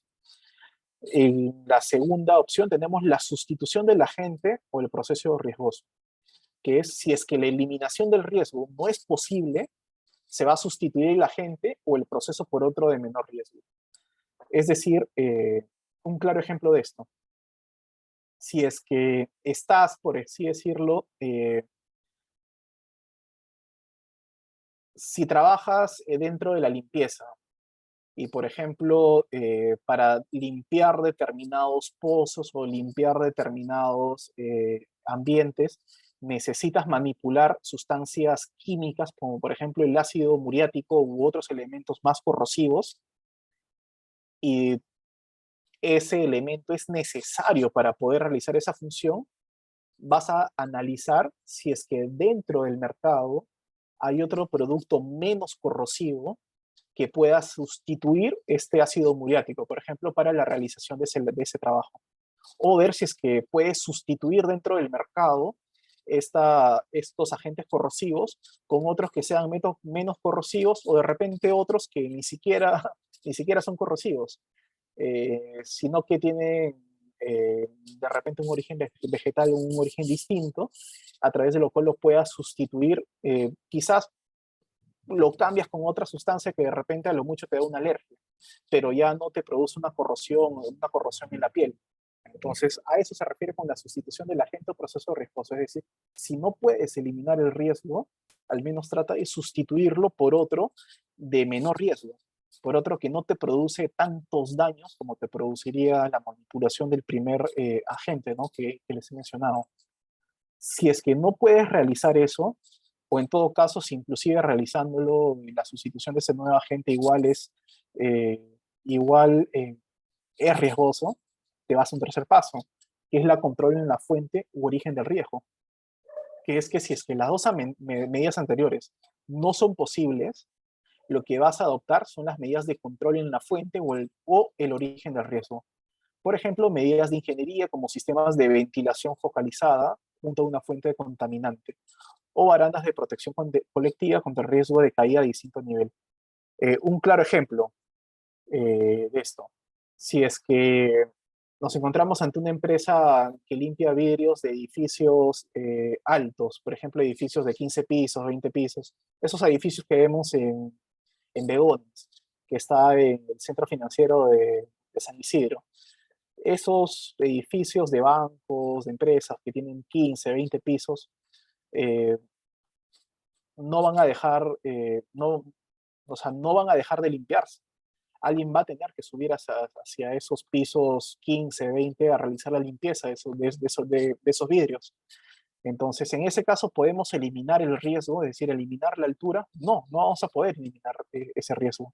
Vamos a sustituir esa gente o proceso riesgoso, tampoco se puede. Van a tener que subirse igualmente a ese lugar. Entonces, vamos a pasar al tercer paso, el control en la fuente u origen del riesgo. Entonces, lo que puedes hacer realizar es poner andamios, esos que son poner los arneses de vía necesarios, ponerle un doble arnés a los trabajadores, realizar de que esos pisos elevados tengan también barandas para que el trabajador no solamente se encuentre atado con los EPPs, sino que también tengan unas barandas al borde de ese piso colgante a través del cual van a hacer la limpieza de esos virus. A eso se refiere básicamente el control en la fuente o el origen de riesgo. Luego, a medidas administrativas, que es que si es que no se pueden adoptar las medidas anteriores, se van a introducir medidas administrativas como la reducción de los tiempos de exposición y las señalizaciones. Vayamos al ejemplo del segundo caso, que nos encontramos ante personas que realizan trabajo con agentes químicos. Entonces, estos agentes químicos con los cuales sueles combinar, eh, quizás no puedes tener contacto con ellos demasiado tiempo, inclusive si cuentas con EPPs, quizás hay recomendaciones técnicas, médicas que dicen de que no puedes tener un uso prolongado de lo mismo. Entonces, ¿cuál podría ser una medida administrativa? Realizas un doble turno, por ejemplo, de limpieza en esas cisternas para que en un tiempo entre un trabajador y luego entre otro trabajador. Claro está, con todas las medidas de protección para velar por su seguridad y su salud, ¿no? Y también el tema de las señalizaciones. Vayamos a lo siguiente. Tú puedes eliminar, por ejemplo, un tablero eléctrico. Dentro de un tablero eléctrico siempre va a haber cierto riesgo de producir una descarga eléctrica. Sin embargo, ese tablero no lo vas a poder sellar. No vas a poder tapear ese tablero eléctrico porque eventualmente los técnicos van a tener que acudir a ese tablero eléctrico si hay un cortocircuito o también si es que hay que hacer una labor de mantenimiento preventiva a tus circuitos eléctricos. Entonces, ese tablero siempre va a existir ahí, no vas a poder eliminar ese tablero. No obstante, lo que sí puedes hacer es ponerle una señalización, ¿no? Peligro, riesgo eléctrico. Y finalmente, que es el uso de elementos de protección personal, que es lo que les comenté hace un momento, ¿no? Que la última medida va a ser el uso de elementos de protección personal, que es el método menos eficaz que solamente se deben utilizar como último recurso cuando no sea posible combatir los riesgos ante las medidas antes citadas. Estas medidas que son a adoptar se encuentran tal cual, que son internacionales, se encuentran tal cual recogidas en la normativa nacional. Entonces, cuando vayamos en ese punto, el día miércoles, ya vamos a hacer un repaso simplemente de forma de recordar a través ya sea de una lámina, pero ya no nos vamos a detener tanto en esto, pero sí considero importante que interioricen este tipo de medidas que una empresa debe adoptar frente a un riesgo, un peligro que exista dentro de sus instalaciones. Entonces, no se olviden, los CPPs no son la primera alternativa. Como lo pueden ver, son la última medida. Las primeras cuatro medidas que tenemos aquí en la lámina son distintas a la entrega de PPs, que son de última ratio. Aquí tenemos también los niveles de prevención según la Organización Mundial de Salud, que es la prevención primaria, que son todas las acciones para eliminar, aislar, sustituir y proteger al trabajador, intentando que el peligro se convierta en un riesgo. Y después también tenemos que se incluye en esa categoría todo lo que se haga en el medio ambiente para que, por ejemplo, los trabajadores dispongan de agua potable e instalaciones sanitarias. En este punto sí les comento un caso reciente que tuve en Arequipa. Tuve una inspección de seguridad y salud en el trabajo en Arequipa, en un local comercial de la empresa, y el inspector nos recomendó, nos hizo una exhortación de implementar puntos de agua. Le habíamos comentado que la empresa cumplía, ¿no? Que teníamos los puntos de agua necesarios para el número de personas que teníamos en esas instalaciones. No obstante, a criterio del inspector, nos recomendó implementar nuevos puntos de agua para que los trabajadores se encuentren hidratados. Y finalmente dispusimos seguir esta recomendación, porque era una recomendación al fin y al cabo del inspector. Entonces, no se olviden de que todo esto que estamos viendo en este momento tiene consecuencias y tiene también aplicación práctica. No todo eso se encuentra, no se van a quedar con estas láminas simplemente para que recuerden esos conceptos de manera teórica. Dentro de sus empresas pueden aplicar esto. Elaboren un checklist para ver si es que en sus empresas pueden eliminar el riesgo. Si no pueden eliminar el riesgo, traten de sustituir la gente o proceso riesgoso. Si no se puede, controlen la fuente. Si no se puede, medidas administrativas y finalmente el EPP. Es un checklist súper dinámico que incluso lo puede hacer una persona que es ajena al mundo del derecho. La puede hacer un administrador, la puede hacer un contador en su empresa, la puede hacer una analista de recursos humanos, lo puede hacer en realidad cualquier persona, porque esa es la finalidad de los convenios internos o de las recomendaciones de la OIT, de que también los trabajadores, porque no se olviden que dentro de la OIT están representantes de los estados, de los empleadores y los trabajadores. Es de que un trabajador, por así decirlo, común y corriente, que no sea versado en derecho, también pueda saber cuáles son las medidas a adoptar. Y si está dentro de una empresa y se encuentra en estas situaciones en las que, por ejemplo, el techo se está cayendo y el empleador simplemente se limita a darle un casco, saber de que esta empresa no está cumpliendo con todas estas medidas a adoptar cuando nos encontramos ante estas situaciones. Saber de que estos CPP son la última ratio. Saber y también exigirle al trabajador de que empiece con la eliminación de riesgos, si no puede, que empiece con la sustitución, con el control o con las medidas administrativas, y finalmente el tema de las CPPs. Todas estos conceptos tienen una utilidad sumamente práctica. Entonces, no nos olvidemos, todo eso de aquí es muy fácil de implementarlo en las empresas. Por eso, reitero, el objetivo de esta primera clase es que todos sepan el mundo de la seguridad y salud en el trabajo en los términos más sencillos posibles, con la menor cantidad de tecnicismos posibles, y recién en la siguiente clase ya vamos a meternos un poco más de lleno en las obligaciones específicas, generales, puntuales que te establece la norma. Ahora vayamos a la prevención secundaria. Son las acciones de control de la salud de los trabajadores para hacer una detección temprana de los posibles daños a la salud. Por ejemplo, en la Argentina señala los exámenes médicos periódicos. En Perú también. Aquí en Perú cada 2 años, aquellas posiciones que no tienen un riesgo alto o que no están sometidos a factores de riesgo, como por ejemplo personal administrativo, estos exámenes médico-ocupacionales se realizan cada 2 años. Y en aquellos personales que están sometidos a riesgos o agentes de riesgos eh, altos, estos exámenes se realizan de manera seguida e incluso en algunas ocasiones puede existir incluso de que estos exámenes se realicen inclusive más de una vez al año. Y finalmente tenemos la prevención terciaria, ¿no? Que es cuando un trabajador sufre un deterioro en su salud, ya sea por un accidente eh, in itinere, esa definición es cuando se encuentra en trayecto. Es un trabajador que se encuentra en trayecto, o sea, es decir, un accidente de trabajo normal, común y corriente, coma, un accidente in itinere, que es que se encuentra un trabajador que se encuentra en desplazamiento de un lugar a otro, o una enfermedad laboral, se lo debe curar y se le debe rehabilitar. Y si no es posible que esta persona regrese por las secuelas que ha tenido a su posición primigenia de trabajo, se le debe hacer los ajustes necesarios para adaptarle otro puesto de trabajo dentro de la empresa.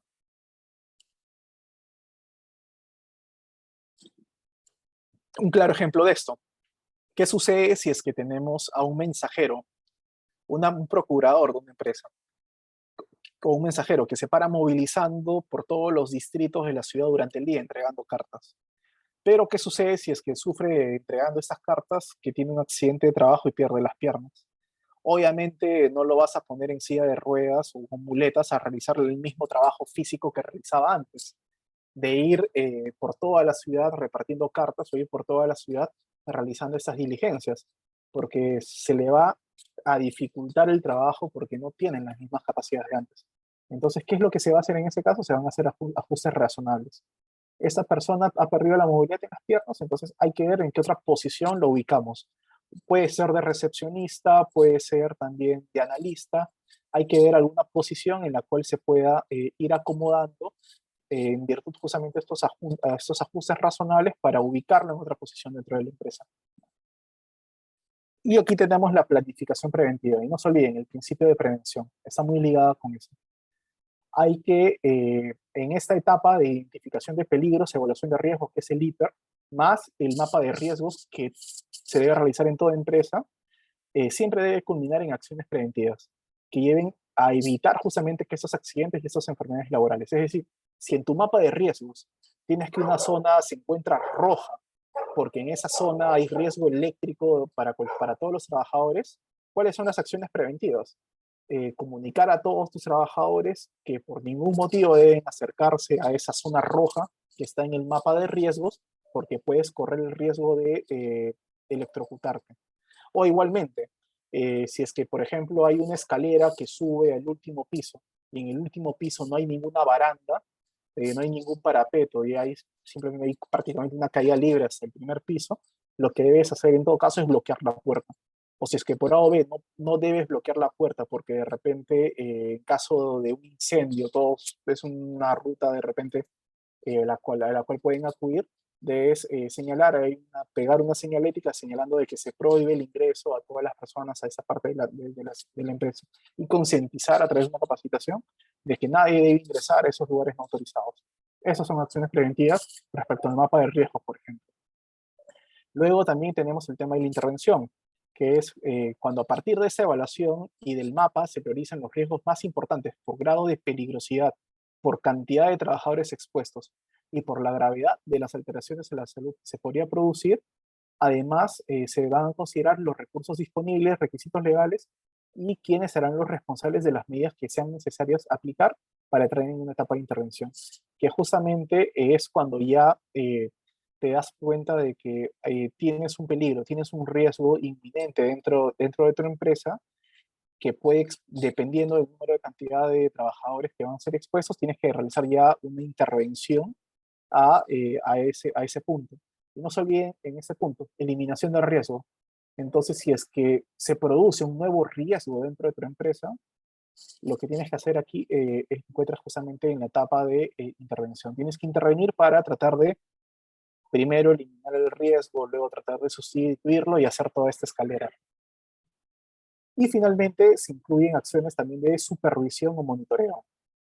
En el tema de monitoreo, por ejemplo, son los exámenes que le realizas al personal de acuerdo a la posición que tiene, ¿no? Si lo realizas cada 2 años, si lo vas a realizar cada año, todo ello depende al nivel de riesgo al que cada trabajador se encuentre comprendido. Ojo, un monitoreo también puede ser, hablando de monitoreo, vamos a ver el día miércoles también de que todas las empresas también deben llevar un registro de monitoreos. Dentro de los registros que todas las empresas tienen que tener, están obligadas a tener, hay un registro de monitoreos. También hay un registro de estadísticas, hay un registro también de auditorías internas, un registro de capacitaciones, inducciones. Entonces, todo esto que estamos viendo aquí también se va a plasmar dentro de obligaciones específicas que va a tener la empresa. ¿Qué pasa si la empresa no tiene su registro de monitoreos? Pues la SUNAFIL lo va a multar. ¿Qué pasa si no tiene su registro de capacitaciones? Lo va a multar. ¿Qué pasa si no tienen su registro de estadísticas? Igualmente lo van a multar. ¿Por qué? Porque no han cumplido con esta planificación preventiva. Aquí tenemos, he estado hablando hace varios minutos sobre el mapa de riesgos. Aquí tenemos, por ejemplo, un claro ejemplo de un mapa de riesgos. Esto es lo que debe haber. Yo recomiendo que se encuentre ubicado al ingreso de cada, en un lugar visible en la parte de ingreso de cada empresa o de cada entidad, para que no solamente los trabajadores, sino todos los visitantes a esa instalación puedan saber cuáles son los puntos más riesgosos dentro de la empresa en los que corren peligro, por ejemplo, de electrocutarse, que no deben acceder a ciertas zonas porque solamente las personas capacitadas y que tienen EPPs ingresan a esas zonas, etc. Y aquí tenemos la clasificación de los factores de riesgo.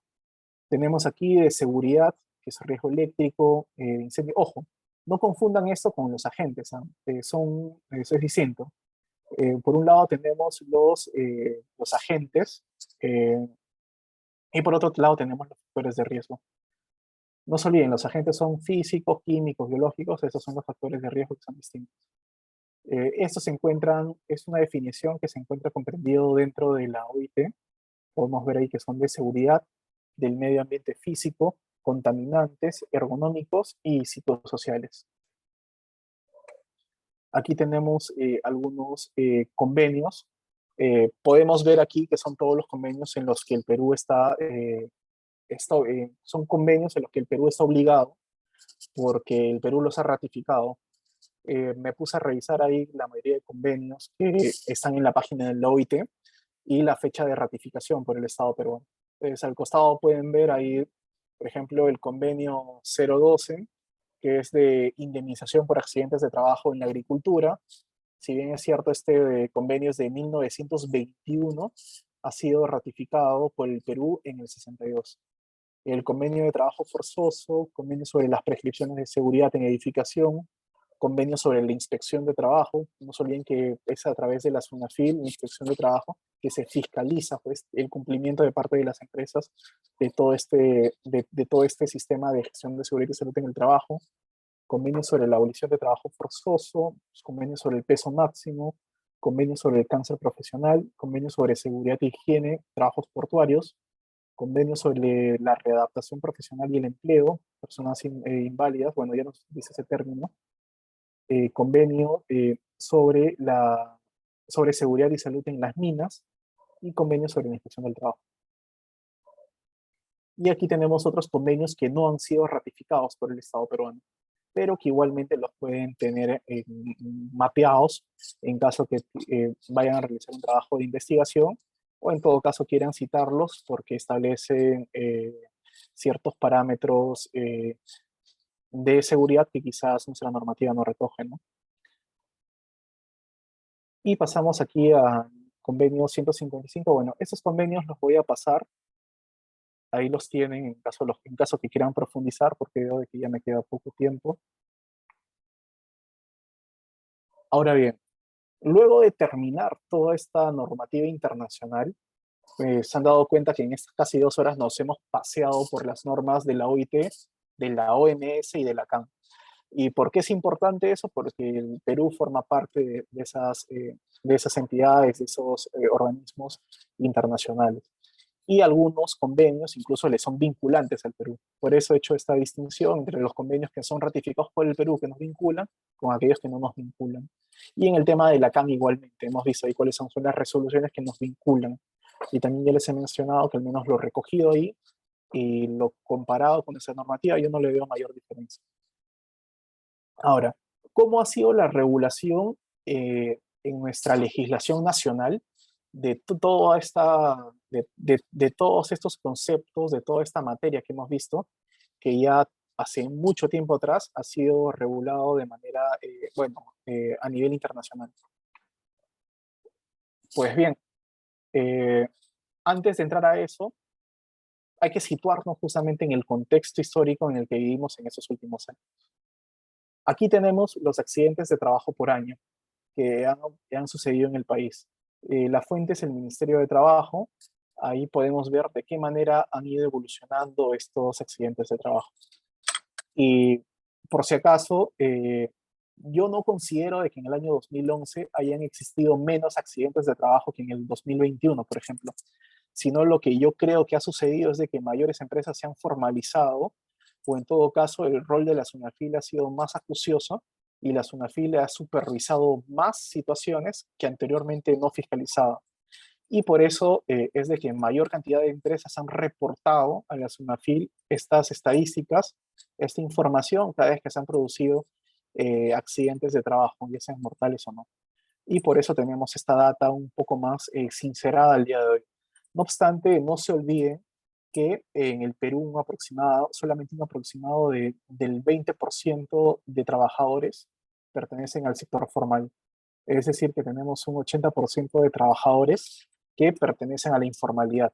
Y como ustedes saben, la informalidad pocas veces es supervisada o fiscalizada por la SUNAFIL y por lo tanto este sector informal pocas veces también, o bueno, creo que nunca, realizan estos reportes de estadísticas sobre los accidentes de trabajo, ya sean mortales o no, que han ocurrido respecto de sus trabajadores. Es por eso que es necesaria que toda esta regulación que hemos visto a nivel internacional sea justamente implementada a través de una propia, sea recogida a través de una regulación propia de nuestro país que obedezca a darle una solución a este contexto que nos aqueja. Aquí tenemos una situación, la situación más actual, porque esta data le he sacado solamente hasta el 2021. Esta data también le he sacado al Ministerio de Trabajo. Abajo pueden ver la fuente, pueden irse a ese link y descargarse todos los boletines o todas las estadísticas que quieran de seguridad y salud en el trabajo relacionados a accidentes de trabajo, incidentes peligrosos que han ocurrido a lo largo de los años en las empresas. Aquí podemos ver el número de incidentes peligrosos en la parte de abajo y de accidentes de trabajo arriba dentro de las empresas. Y está justamente por mes, ¿no? Para hacer un cotejo de qué años se han producido más accidentes. Por ejemplo, ¿para qué sirve esta data? Sirve para ver si es que a partir de la determinada implementación de una normativa han bajado los accidentes de trabajo. Para eso sirve esta estadística que está en la SUNAFIL. ¿Por qué? Porque esto lo cotejas también con el número de inspecciones. Si es que la SUNAFIL el siguiente año, este año, digamos, ha realizado a nivel nacional, estoy inventando un número, 15.000 inspecciones en SCT, y el siguiente año, digamos, realiza 20.000 inspecciones o 30.000 inspecciones, podemos ver que al siguiente año quizás, no estoy seguro, pero quizás una probabilidad que el número de accidentes vayan bajando, porque como la SUNAFIL cada vez más está acudiendo a fiscalizar estos centros de trabajo para evitar las multas y, y tratar de subsanar dentro de lo posible aquellas infracciones que son subsanables, van a intentar justamente implementar un sistema de gestión de seguridad y salud en el trabajo. Y eso va a permitir que cada año pueda ir bajando este número de estadísticas. Por eso siempre es importante, si al menos ustedes trabajan en el sector público o quieren realizar un trabajo de investigación, entran a revisar las estadísticas del Ministerio de Trabajo. Pueden ver, por ejemplo, si es que a partir de la implementación de determinada norma, digamos, en junio del año 2022, ha bajado el número de accidentes de trabajo, de repente ha subido, ¿no? Si ha salido una norma que, por ejemplo, deroga varias disposiciones, deroga varias infracciones a las empresas, de repente las empresas ya no tienen tantos incentivos para implementar estos sistemas de gestión. Entonces, para eso sirve toda esa estadística y es por eso que también es una obligación de las empresas tener un registro de estadísticas, porque a través de estas estadísticas, de estos números, podemos sacar conclusiones e implementar también políticas. Aquí tenemos ciertas noticias que creo que todos nosotros sabemos, son noticias lamentables. Podemos ver, por ejemplo, que McDonald's, bueno, en el McDonald's de Pueblo Libre murieron 2 personas porque se encontraban realizando trabajos de limpieza, si no me equivoco. Se electrocutaron porque hubo un cruce ahí del circuito eléctrico, si no me equivoco, de la caja con el piso mojado y estas 2 personas fallecieron. Tenemos aquí abajo, que eso fue, si no me equivoco, el año pasado, 4 personas, trabajadores de un chifa Ventanilla, fallecieron porque una persona de estos entró a limpiar un pozo séptico de este chifa, es decir, esta persona no estaba siquiera capacitada para realizar estas funciones. Por eso es importante el IPER. En el IPER te va a señalar cuáles son de acuerdo a las funciones que realizas, cuáles son los riesgos y la identificación y la evaluación de los riesgos, de los peligros a los que está sometida tu posición. Si tú eres un mesero, ¿qué hacías limpiando un pozo séptico? Si son funciones totalmente distintas. No obstante, es algo que ha ocurrido y por eso han muerto 4 personas en ese chifa en Lima el año pasado, en Ventanilla. Ingresó una persona siendo mesero, si no me equivoco, al pozo séptico, luego fue la administradora del chifa a intentar sacarla, también no salió nunca del pozo séptico, se metieron 2 personas más a intentar auxiliarlas y todas las personas que iban entrando a este pozo séptico se fueron asfixiando con los gases que habían dentro de ese pozo, ¿no? Entonces podemos ver ahí una cultura prácticamente nula de prevención y también una ausencia de rol de prevención de parte y de supervisión, ¿no? De parte de la empresa. Y otra noticia también relevante, hace unos años, que fue el incendio que ocurrió en las Malvinas, ¿no? Cuando habían dos personas muy jóvenes que se encontraban laborando dentro de un container en el techo de esta fábrica, si no me equivoco, que fue de Nicolini.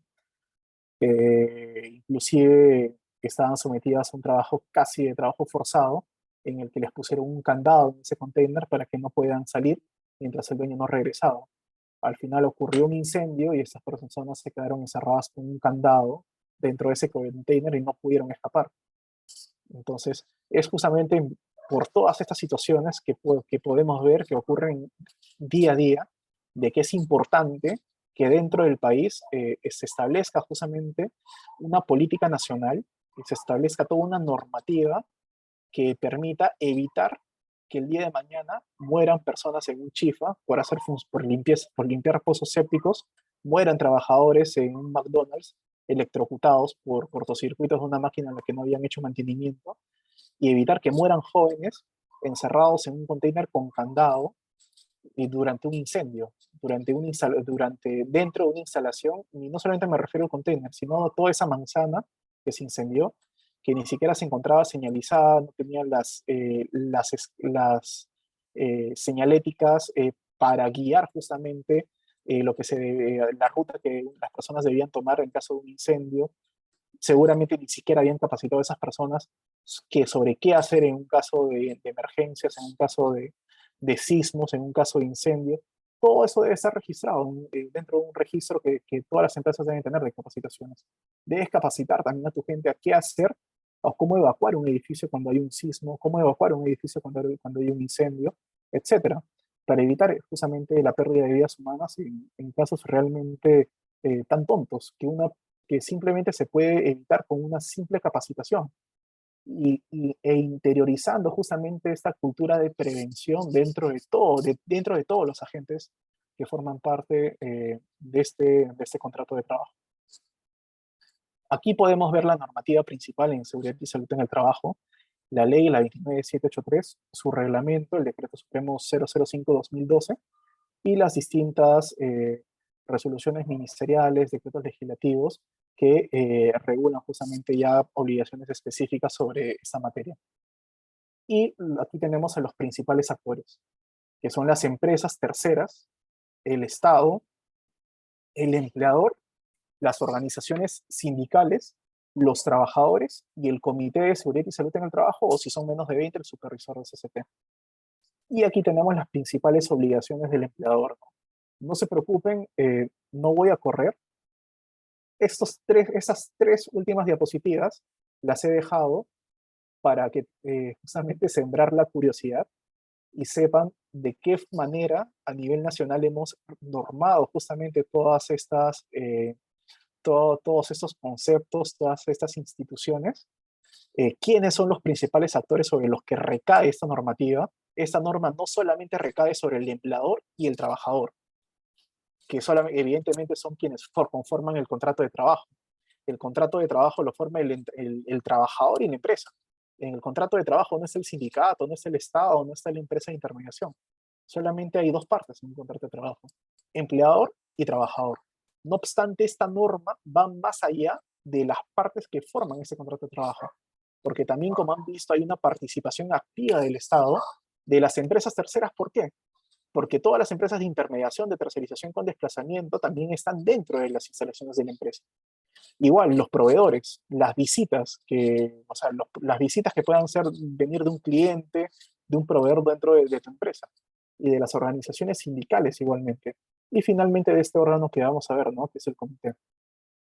Y aquí está un pequeño vistazo de cuáles son las principales obligaciones del empleador dentro del largo abanico bagaje de obligaciones que está en toda esa normativa que tenemos dentro bueno, a nivel nacional, ¿no?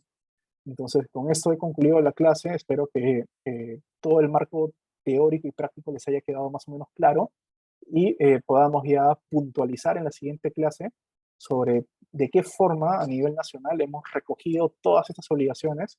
Evidentemente no nos va a dar el tiempo de ver absolutamente, de revisar todos los conceptos que están en la ley y en el reglamento, pero en base a mi práctica profesional voy a puntualizar y me voy a inclinar a hacer un mayor énfasis en aquellas materias que son comúnmente más fiscalizadas por la SUNAFIL para que lo tengan en cuenta en su vida profesional, les pueda servir quizás algunos casos que he visto.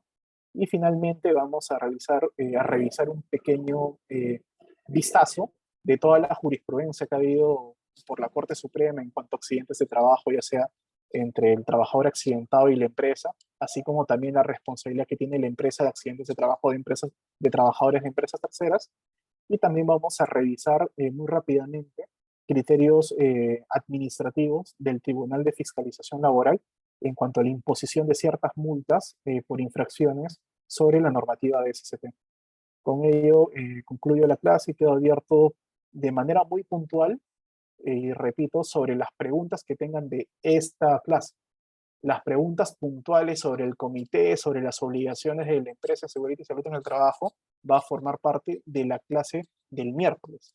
Entonces, haciendo esa pequeña precisión, voy a responder muy brevemente a las consultas que se han hecho por el chat sobre esta clase, no, sobre no todavía sobre lo que vamos a abordar en la siguiente clase. Doctor, ¿qué pasa? Consulta, ¿qué pasa si un trabajador muere electrocutado en una empresa? ¿Podemos invocar la indemnización en sede civil o laboral?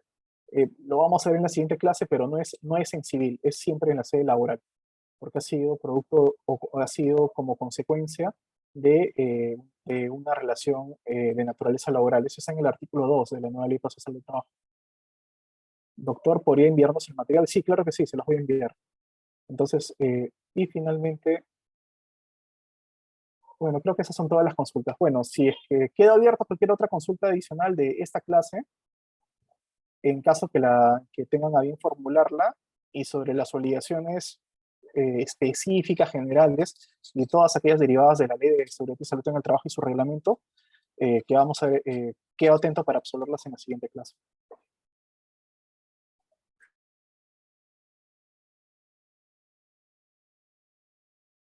Bien, estimados participantes, tal vez si alguien más tuviera alguna duda, puede hacerla en estos momentos. Pueden levantar sus manos para yo darles la palabra.